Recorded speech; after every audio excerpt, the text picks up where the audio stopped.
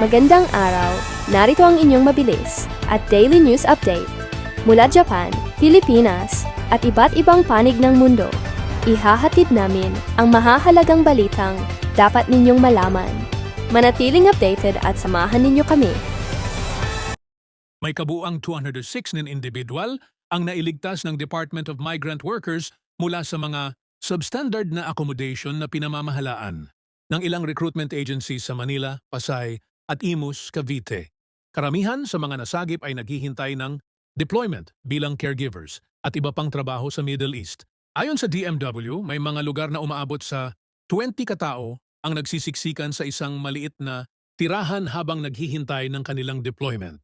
Patuloy namang iniimbestigahan ng mga responsableng recruitment agencies upang matiyak ang kaligtasan at kapakanan ng mga OFW.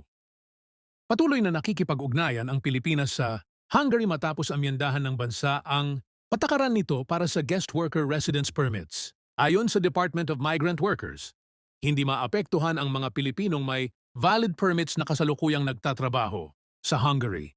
Pinag-aaralan pa rin ng gobyerno ang posibleng epekto ng bagong regulasyon sa mga aplikanteng nagnanais magtrabaho roon sa hinaharap.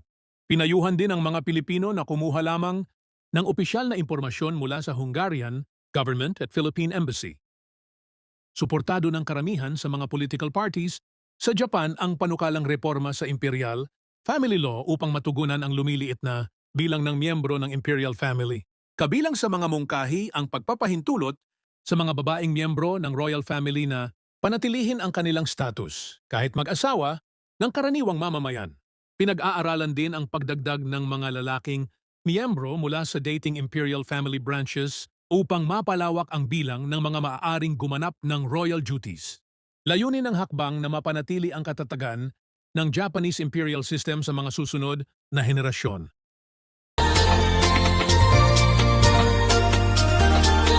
Mga problema at suliranin sa buhay ay hindi nawawala.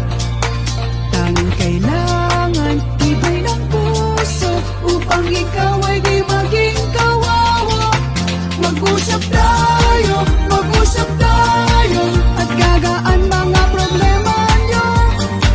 Mga pagsubok sa ating buhay. Malaking promo na hindi mo dapat palampasin. Handa na kami magbigay ng mas maraming offer para mag-book, makinig, manood at makisabay sa aming mga espesyal na alok. Exclusive promo sa plane ticket. Sa bawat pag-order ng plane ticket, may libreng original Mag-usap Tayo by Vicky Ozawa polo shirt kaagad. Isang plane ticket includes isang original Mag-usap Tayo polo shirt. Mas maraming ticket, mas maraming libreng polo shirt. Limited po ang aming offer up to 50. Person, no choosing in color size. Translation service Japanese-English Tagalog, dagdag tipid sa bawat transaction. Totoong tipid. Walang komplikadong proseso. Direktang bawas presyo. Abangan ang iba pang promo. Marami pang sorpresa at updates na pwede mong makita at marinig sa aming mga platform. Balak mo bang pumunta sa Amerika? Andito po kami para ibigay ang aming makakayang serbisyo sa amin pong kaalaman. Message lang po. Makinig at manood sa Spotify at Apple Podcast. Laging updated sa mga bagong promo at balita. Message na po ngayon. Limitado lamang ang promo kaya huwag nang maghintay. I-check ang aming page, mag-message na po at mag-order ngayon. Kami po ng Team Mag-usap Tayo by Vicky Ozawa. Maraming salamat po. Message na po ngayon. Ang promo na ito ay para sa mga gustong maglakbay, makatipid at makatanggap ng espesyal na regalo. Samantalahin na po, message lang po sa FB page Mag-usap Tayo by Vicky Ozawa. Looking for a delicious homemade snack? Try our very own Nutflix, homemade Filipino garlic fried peanuts. Crispy, flavorful, and perfect for your everyday cravings while watching movies, studying, or relaxing at home. Made with quality ingredients and available for only 1,000 yen. Follow our page, Mag-usap Tayo by Vicky Ozawa. Don't forget to follow, like, and share our page. Message us now to order your homemade Nutflix. Shipping fee is not included. Welcome sa Chika Showbiz! Hatid namin ang maiinit at pinakabagong balita sa mundo ng showbiz mula Hollywood hanggang sa mga paborito ninyong artista sa Pilipinas. Tara, sabay-sabay nating alamin ang latest chika! Ibinahagi ni Iwamoto na matagal nang nangako si Pampi Lacson na pakakasalan siya kapag natapos na ang annulment process nito.